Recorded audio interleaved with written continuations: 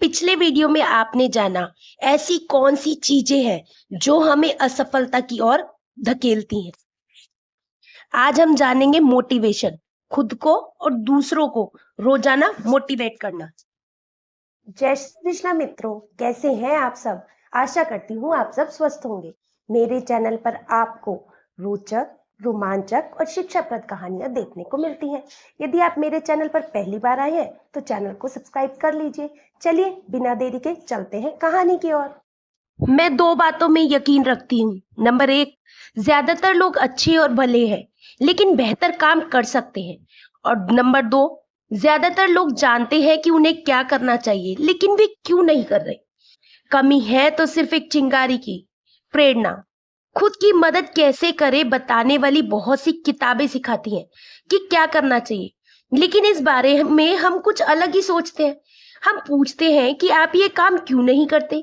अगर राह चलते लोगों से आम चीजों के बारे में सवाल पूछे जाए तो उनके ज्यादातर जवाब सही होंगे। आप उनसे पूछिए कि जो आपने सही जवाब दिया है उसे वास्तव में करते भी है, तो जवाब होगा नहीं।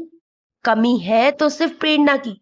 सबसे बड़ी प्रेरणा किसी व्यक्ति के विश्वास से आती है। इसका मतलब ये है कि उसे किसी भी काम में पूरा करके जिम्मेदारी उठानी चाहिए। यही प्रेरणा महत्वपूर्ण बन जाती है। जब लोग अपने व्यवहार और कामों की जिम्मेदारी लेते हैं तब जिंदगी के प्रति उनका नजरिया सही हो जाता है। घर और दफ्तर में काम करने की उनकी काबिलियत बढ़ जाती है। उनके रिश्ते घर और दफ्तर में बेहतर बन जाते हैं। जिंदगी और भी सार्थक व भरपूर हो जाती है। व्यक्ति की शारीरिक जरूरतें पूरी होने के बाद भावनात्मक जरूरतें ज्यादा प्रेरणादायी हो जाती हैं। हमारा हर व्यवहार फायदे या नुकसान के उसूल से बनता है। अगर फायदे नुकसान से ज्यादा है तो यही प्रेरक है, और फायदे के मुकाबले नुकसान ज्यादा है तो यही रुकावट बन जाता है। कुछ फायदे साकार हैं और देखे जा सकते हैं, जैसे कि रुपए, पैसे, छुट्टियां और तोहफे। कुछ फायदे निराकार हैं, जैसे कि मान्यता, तारीफ, कुछ पाने का एहसास, तरक्की, जिम्मेदारी, खुशहाली का एहसास, आत्म महत्व, पूर्णता और विश्वास। अंतर प्रेरणा और प्रेरणा में क्या फर्क होता है? What is the difference between inspiration and motivation? देश विदेश में मेरे सेमिनारों के दौरान अक्सर लोग मुझसे पूछते हैं कि क्या मैं दूसरों को प्रेरित कर सकता हूँ।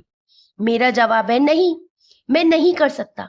लोग अपने आप को खुद ही प्रेरित कर सकते हैं, फिर भी मैं उन्हें खुद से प्रेरणा लेने के लिए प्रेरित करता हूँ। हम एक ऐसा असरदार माहौल बना सकते हैं जिससे हम प्रेरणा पा सकें। लोगों को खुद से प्रेरित करने के लिए हमें उनकी जरूरतों और इच्छाओं को समझना पड़ता है। प्रेरणा और कार्य क्षमता में सीधा संबंध होता है। जो लोग उतना ही काम करते हैं कि उनकी नौकरी ना जाए, तो ऐसे लोग किसी भी कंपनी के लिए महत्वपूर्ण नहीं हो सकते। अंतर प्रेरणा से सोच में बदलाव आता है, जबकि प्रेरणा से काम में बदलाव आता है। प्रेरणा आग के समान है। अगर आप इसमें कोयला ना डालते रहेंगे तो ये आग बुझ जाएगी। जिस तरह खाना और व्यायाम ज्यादा देर नहीं चलते, वैसे ही प्रेरणा भी नहीं चलती। लेकिन यदि प्रेरणा का जरिया अंदरूनी सिद्धांतों में विश्वास होना हो तो वे ज्यादा देर तक चलते हैं। सबसे बड़ी प्रेरणा क्या है? क्या ये पैसा है, मान्यता है, बेहतर क्वालिटी का जीवन है, अपनों द्वारा स्वीकार किया जाना है? ये सभी चीजें प्रेरक हो सकती हैं। तजुर्बे बताते हैं कि लोग पैसे के लिए बहुत कुछ करेंगे, अच्छे नेता के लिए उससे भी ज्यादा, और आस्था के लिए सबसे ज्यादा। ऐसा व्यवहार दुनिया के हर कोने में, हर युग में देखा गया है। लोग आस्था के लिए मरने को तैयार होते हैं। मैं आपके साथ इस सच को बांटना चाहती हूँ कि जब हम अपनी जिंदगी और व्यवहार के लिए खुद को जिम्मेदार मानने लगते हैं तब जिंदगी के प्रति हमारे नजरिए में बेहतरी के लिए फर्क आ जाता है। आइए प्रेरणा की एक और परिभाषा देखें। अगली सोचने वाली बात यह है कि प्रेरणा है क्या। प्रेरणा कुछ ऐसी चीज है जो हमारे काम और भावनाओं को प्रोत्साहित करती है। प्रेरित करने का मतलब है प्रोत्साहित और अंतर प्रेरित करना। प्रेरणा का यह भी मतलब होता है कि कामों या भावनाओं में जान डाल दे। प्रेरणा बहुत शक्तिशाली है। ये आप में दृढ़ विश्वास जगाती है और आपके विचार की गाड़ी को काम करने के लिए आगे बढ़ाती है। दूसरे लफ्जों में प्रेरणा को काम के लिए उद्देश्य भी कह सकते हैं। ये एक ऐसी ताकत है जो वास्तव में आपकी जिंदगी बदल सकती है। हमें प्रेरित होने की जरूरत क्यों है? प्रेरणा हमारी जिंदगी की गाड़ी को आगे बढ़ाती है। ये सफल होने की इच्छा से आती है। सफलता के बिना जीवन में कोई गर्व नहीं, आनंद नहीं, उत्साह नहीं। वे चाहे घर हो या दफ्तर, जिंदगी की गाड़ी एक पंचर पहिए की तरह हो जाती है जो झटके खाती रहती है। प्रेरणा की सबसे बड़ी दुश्मन आत्मसंतुष्टि है। आत्मसंतुष्टि मायूसी को बढ़ाती है, और जब लोग मायूस हो जाते हैं तो हौसला छोड़ देते हैं, क्योंकि वे ये नहीं पहचान पाते कि जरूरी क्या है। अब जानते हैं प्रेरणा काम कैसे करती है। एक बार जब इंसान ये उसूल समझ लेता है कि प्रेरणा देने वाला खुद प्रेरणा कहाँ से पाता है, तभी वे अपने लक्ष्य को प्राप्त कर दूसरों को प्रेरित कर सकता है।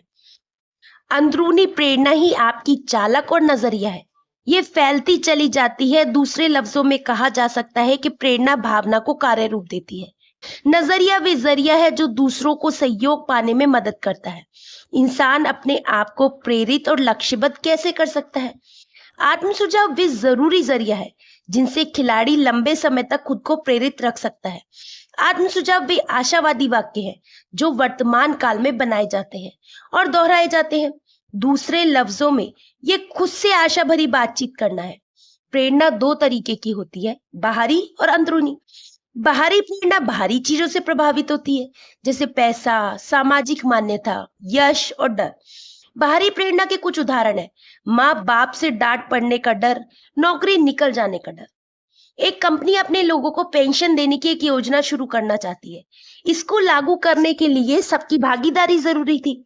सारे लोग तैयार थे, सिर्फ एक जॉन को छोड़कर।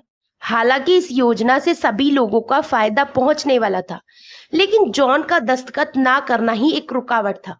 जॉन के सीनियर अफसरों और साथियों ने उसे समझाने की हर कोशिश की, लेकिन सभी कोशिशें बेकार हुई। आखिर में कंपनी के मालिक ने जॉन को अपने कमरे में बुलाया और कहा, ये कागज और कलम है, तुम दस्तखत करके इस योजना के लिए तैयार हो जाओ, नहीं तो इसी वक्त तुम्हें नौकरी से निकाला जाता है। जॉन ने चुपचाप योजना पर दस्तखत कर दिए। इसके बाद मालिक ने जॉन से जानना चाहा कि उसने इस योजना पर पहले दस्तखत क्यों नहीं किए थे। जॉन ने जवाब दिया कि उसे इस योजना को इतने अच्छे ढंग से पहले किसी ने समझाया ही नहीं था। डर से पैदा हुई प्रेरणा। डर से पैदा हुई प्रेरणा के कई फायदे हैं। इससे काम जल्दी पूरे होते हैं, इसका असर तुरंत होता है, वक्त पर काम पूरा होने से नुकसान नहीं होता, कुछ समय के लिए आदमी की कार्यक्षमता बढ़ती है। ऐसा अक्सर होता है कि बाघ जब हिरन के पीछे भागता है तो ज्यादातर हिरन चकमा देकर अपनी जान बचाकर भाग निकलते हैं। ऐसा क्यों? क्योंकि इनमें से एक तो अपनी जान के लिए भाग रहा है, दूसरा अपने खाने के लिए। इतिहास हमें बताता है कि पिरामिड गुलामों से बनवाए गए थे। वे लगातार काम इसलिए करते रहे क्योंकि उन पर डंडा और कड़ी निगरानी रखी जाती थी, और काम ना करने पर सजा का डर था। डर से पैदा हुई प्रेरणा के नुकसान भी कही हैं। ये प्रेरणा बाहरी है, जिसका मतलब है कि प्रेरणा तब तक है जब तक कि प्रेरक है। जब प्रेरक चला जाए तो प्रेरणा भी चली जाती है। इससे तनाव बढ़ता है, सीमित काम करते हैं जिससे जान बची रहे। आखिरकार कार्य क्षमता गिर जाती है, रचनात्मकता मतलब क्रिएटिविटी खत्म कर देती है। वे डंडे के आदी हो जाते हैं और डंडे के बगैर काम नहीं करते। एक खरीदार ने कर्मचारी से पूछा कि तुम यहाँ कब से काम कर रहे हो? कर्मचारी का जवाब था, जब से मुझे काम से निकालने की धमकी दी गई। चलिए आप जानते हैं प्रोत्साहन से आने वाली प्रेरणा, इंसेंटिव मोटिवेशन। बाहरी प्रेरणा प्रोत्साहन का रूप ले सकती है, और प्रोत्साहन के कई रूप हैं, जैसे बोनस, कमीशन, मान्यता इत्यादि। इसका सबसे बड़ा फायदा यह है कि जब तक प्रोत्साहन असरदार होता है तब तक प्रेरणा कायम रहती है। एक ऐसे गधे के बारे में सोचिए जो बोझ लदे ठेले में जुता हो और उसके सामने गाजर लटक रही हो। उत्साह देने वाली प्रेरणा यहाँ तभी अपना असर दिखा सकती है जब गधा भूखा भी हो, गाजर मीठी भी हो और वजन कम हो। बीच बीच में आपको गधे को थोड़ी थोड़ी गाजर खाने के लिए देनी भी पड़ेगी, नहीं तो उसका उत्साह ठंडा पड़ने लगेगा। गधे का पेट भरने के बाद उसके फिर भूखे होने का इंतजार करने पड़ेगा ताकि वे ठेला खींच सके। ठीक यही बात हमारे बिजनेस के माहौल पर भी लागू होती है। जैसे ही सेल्समैन अपना बिक्री का कोटा पूरा कर लेता है, काम करना बंद कर देता है। इसकी वजह यह है कि उनकी प्रेरणा कोटा पूरा करने तक ही सीमित थी। ऐसी प्रेरणा बाहरी है, अंदरूनी नहीं। हम सभी प्रेरित हैं, या तो सही रूप से या गलत रूप से। टोरंटो में रहने के दौरान मैंने दो भाइयों की एक कहानी सुनी थी। इनमें से एक भाई नशे और शराब का आदी था, जो अक्सर अपने परिवार वालों को मारता पीटता था, जबकि दूसरा भाई एक कामयाब बिजनेसमैन था। समाज में उसकी इज्जत थी, उसका परिवार भी बेहद सुखी और खुश था। लोग जानना चाहते थे कि एक ही माँ बाप की संतान होने और एक ही माहौल में पलने के बावजूद इन दोनों भाइयों के स्वभाव में इतना फर्क क्यों था। पहले भाई से लोगों ने ये बात पूछी, तुम ऐसे काम क्यों करते हो? नशे के आदी हो, शराब पीते हो, परिवार वालों को पीटते हो, ये प्रेरणा तुम्हें कहाँ से मिलती है? उसने जवाब दिया, मेरे माँ बाप से। जब उन्होंने पूछा कि तुम्हारे माँ बाप से कैसे, तो उसने जवाब दिया, मेरा बाप नशेबाजी, शराबी और परिवार वालों को पीटता था। ऐसे हालात में आप मुझसे क्या उम्मीद करते हैं? यही तो मैं हूं। लोग फिर दूसरे भाई के पास गए, उससे भी वही सवाल पूछा गया और कहा कि आप हर काम सही कैसे कर सकते हो? आपको ये प्रेरणा कहाँ से मिलती है? सोचिए उसने क्या जवाब दिया होगा। मेरे बाप से। जब मैं छोटा था और अपने बाप को शराब पीकर हर गलत काम करते, मारते पीटते देखता था, तभी मैंने फैसला कर लिया था कि मैं ऐसा नहीं करूंगा। दोनों अपनी शक्ति और प्रेरणा एक ही जगह से पा रहे थे, लेकिन एक ने गलत रूप से अपनाया तो दूसरे ने सही रूप से। नकारात्मक प्रेरणा हमें आसान रास्ता अपनाने के लिए प्रेरित करती है, जो कि आखिर में मुश्किल रास्ता बन जाता है। अलग अलग चीजें लोगों को अलग अलग ढंग से प्रेरित करती है। अंदरूनी प्रेरणा हमारे अंदर से पैदा होती है, जैसे गर्व, कुछ पाने का एहसास, जिम्मेदारी, यकीन आदि। एक लड़का रोजाना फुटबॉल की प्रैक्टिस के लिए आया करता था, लेकिन वह हमेशा रिजर्व में रहता था, कभी भी 11 खिलाड़ियों में शामिल नहीं हो पाता। वे जब भी प्रैक्टिस करने आता, उसके पिता भी साथ आते और दूर बैठकर उसका इंतजार करते रहते। मैच शुरू हुए 4 दिन हो गए थे। इस दौरान वे लड़का ना तो प्रैक्टिस के लिए आया और ना ही क्वार्टर और सेमीफाइनल के लिए। अचानक फाइनल मैच के लिए वे कोच के पास आया और बोला, आपने मुझे हमेशा रिजर्व में रखा है, कभी भी फाइनल में खेलने नहीं दिया, लेकिन कृपया आप मुझे आज खेलने दीजिए। कोच बोला, बेटा मुझे अफसोस है कि मैं तुम्हें खेलने की इजाजत नहीं दे सकता, क्योंकि टीम में तुमसे अच्छे खिलाड़ी हैं। आज फाइनल है और स्कूल की इज्जत का सवाल है और मैं इस समय खतरा नहीं ले सकता। लड़के ने गुजारिश करते हुए कहा, सर मैं आपसे वादा करता हूँ कि मैं आपके विश्वास को नहीं तोड़ूंगा। मैं आपसे प्रार्थना करता हूँ कि मुझे खेलने दो। कोच ने लड़के को ऐसी विनती करते पहले कभी नहीं देखा था। उसने कहा, ठीक है बेटा, जाओ खेलो, मगर याद रखना मैं तुम्हें अपने ही बेहतर फैसले के खिलाफ इजाजत दे रहा हूँ। स्कूल की इज्जत का सवाल है, मेरे विश्वास को मत तोड़ना। खेल शुरू हुआ और उस लड़के ने जैसे जान की बाजी लगा दी और जब भी उसे बॉल मिलती वे गोल मार देता। कहने की जरूरत नहीं कि वे सबसे अच्छा खिलाड़ी रहा। वे मैच का हीरो बन गया और उसकी टीम को जबरदस्त जीत हासिल हुई। मैच खत्म होने पर कोच लड़के के पास गया और बोला, बेटा मैं अपनी जिंदगी में इतना गलत कैसे हो सकता था? मैंने आज तक तुम्हें इतना अच्छा खेलते हुए नहीं देखा था और ना ही तुम पहले कभी ऐसा खेले। ऐसा कैसे हुआ? तुम इतना अच्छा कैसे खेल गए? लड़के ने जवाब दिया, सर आज मेरे पिताजी मुझे देख रहे हैं। तो कोच ने घूमकर उस जगह पर देखा जहां उसके पिता बैठा करते थे, लेकिन वहां कोई नहीं था। तो कोच बोला, बेटा तुम्हारे पिताजी वहां पर बैठा करते थे जब तुम प्रैक्टिस के लिए आते थे, मगर आज तो वहां कोई नहीं है। लड़के ने जवाब दिया, सर एक बात मैंने आपको कभी नहीं बताई कि मेरे पिता अंधे थे और 4 दिन पहले ही उनका देहांत हो गया। आज पहली बार वे मुझे ऊपर से खेलता देख रहे हैं। अंदरूनी प्रेरणा। अब जानेंगे इंटरनल मोटिवेशन क्या होता है। अंदरूनी प्रेरणा हमारे अंदर की संतुष्टि है। वे प्रेरणा कामयाबी या जीत के लिए नहीं, बल्कि अंदरूनी भरपूरता के लिए होती है, जो कुछ कर लेने के एहसास से आती है। प्रेरणा का ताल्लुक मकसद को पाने से ज्यादा पूर्णता के एहसास से है। किसी घटिया लक्ष्य की प्राप्ति से भरपूरता का एहसास कभी नहीं होता। अंदरूनी प्रेरणा हमेशा बनी रहती है, क्योंकि ये आत्मा से आती है और आत्म प्रेरणा में बदल जाती है। जहाँ प्रेरणा को पहचानना जरूरी है, वहीं सफलता के लिए उसे मजबूत रखना भी जरूरी है। अपने लक्ष्य को अपने सामने रखें और रोजाना सुबह शाम पढ़ें। याद करें, प्रेरणा के लिए दो सबसे जरूरी बातें हैं, मान्यता और जिम्मेदारी। मान्यता का मतलब है किसी की तारीफ पाना, सम्मान पाना और अपनेपन का एहसास पाना। जिम्मेदारी इंसान को उत्तरदायित्व और अपनेपन का एहसास दिलाती है, जिससे वे इंसान खुद को किसी बड़े काम का जरूरी हिस्सा समझने लगता है। जिम्मेदारी की कमी इंसान की प्रेरणा छीन लेती है। रुपए पैसे का इनाम टेम्परेरी होता है और बहुत कम दिन चलता है। पैसे से मिली खुशी भी देर तक नहीं रहती। इसके विपरीत अगर आपको कोई बात मानकर उस पर अमल करते तो भावनात्मक रूप से खुशी मिलती है। तब लोगों को ये एहसास होता है कि उन्हें चीजों की तरह इस्तेमाल नहीं किया जा रहा। वे खुद को एक महत्वपूर्ण टीम का हिस्सा मानते हैं। सही काम करने का एहसास ही खुद में प्रेरणा बन जाता है। प्रेरणा से प्रेरणाहीनता की ओर ले जाने वाले 4 कदम। प्रेरित लेकिन प्रभावहीन। अपने काम के दौरान कर्मचारी सबसे ज्यादा प्रेरित कब होता है? जब वे किसी कंपनी में ज्वाइन करता है। क्यों? क्योंकि इस वक्त वे ये साबित करना चाहता है कि उसे नौकरी देकर मालिक ने सही कदम उठाया।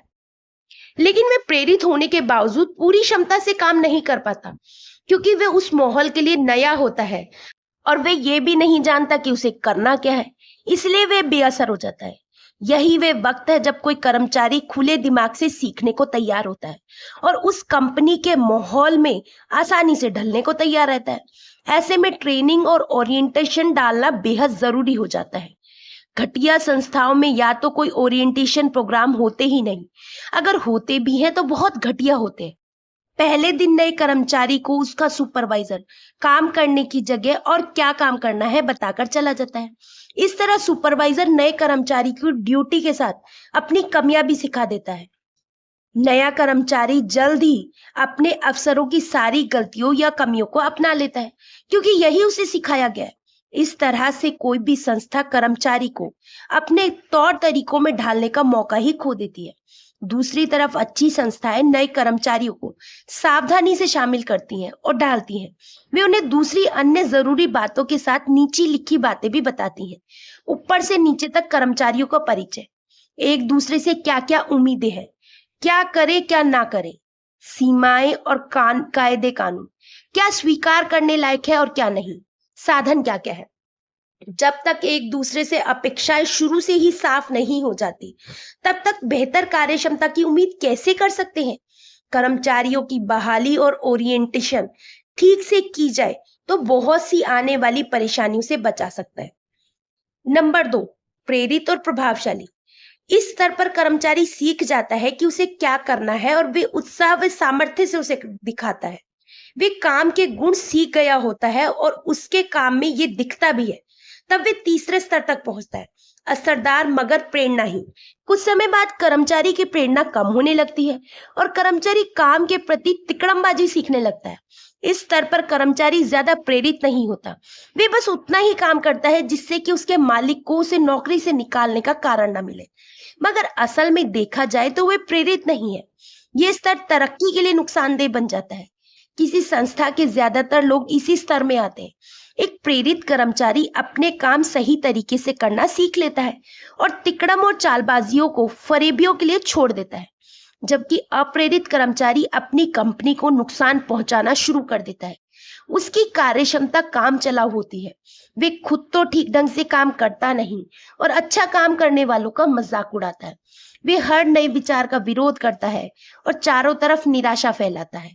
हमारा मकसद ऐसे लोगों को ट्रेनिंग के जरिए दूसरे स्तर यानी प्रेरित और प्रभावशाली बनाने का है। तीसरे स्तर यानी असरदार मगर प्रेरणाहीन में कर्मचारी को ज्यादा वक्त नहीं रहना चाहिए, क्योंकि या तो वे दूसरे स्तर प्रेरित और प्रभावशाली पर चले जाते हैं या फिर चौथे स्तर पर। चौथा स्तर है प्रेरणाहीन और बेअसर। इस स्तर पर जब कर्मचारी पहुंच जाता है तो मालिक के पास उसे नौकरी से निकालने के अलावा और कोई चारा नहीं रहता। इस हालात में सबसे सही कदम भी यही होता है। याद रखें कि मालिक वही चीज चाहता है जो कर्मचारी चाहता है। दोनों ही चाहता है कि वो कामयाब हो और उनका व्यापार बढ़े।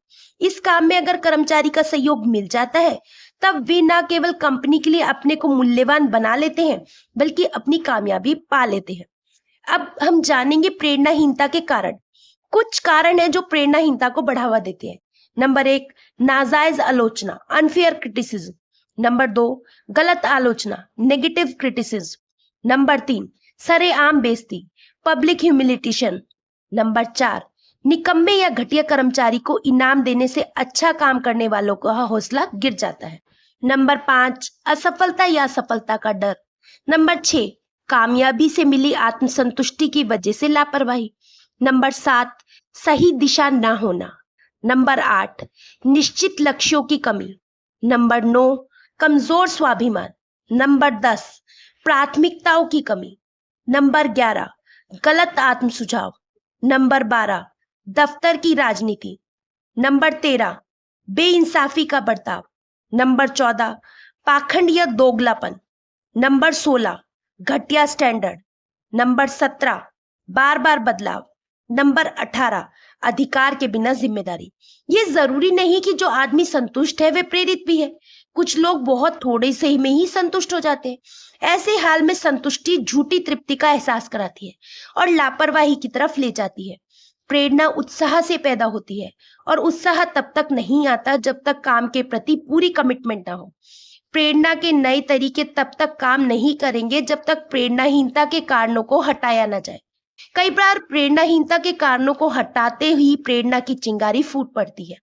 अब जानेंगे प्रेरणा देने वाले मोटिवेटर्स। हमारा असली मकसद अपने आप को खुद ब खुद प्रेरित करना है, क्योंकि जब लोग कोई काम अपनी वजह और विश्वास से करते हैं, ना कि दूसरों की वजह से, तो वही सच्ची प्रेरणा है। याद रखें कि विश्वास ही सबसे बड़ी प्रेरणा होती है।